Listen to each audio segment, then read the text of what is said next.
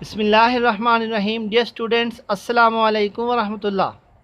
I hope that you all are enjoying the best of your health. Dear students, yesterday you were given the task to write a paragraph on the topic a visit to a park. Now this is the time to give you feedback regarding that paragraph. Dear students, this is the paragraph a visit to a park. Safari Park is a famous amusement park. This is introductory sentence. It is vast. Simple sentence. It is pleasant and green. Use of and. It is beautiful and interesting.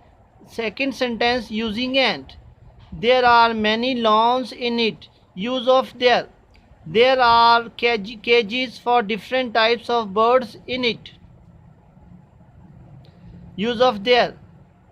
There are lions and bears in it.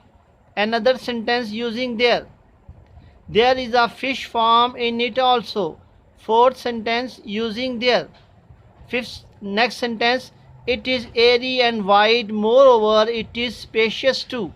Use of moreover. Next sentence. Children like to enjoy horse riding there. Use of like to. Next sentence. People have to take care of their children during the visit to the park. Use of have to. We must keep it clean. Use of must.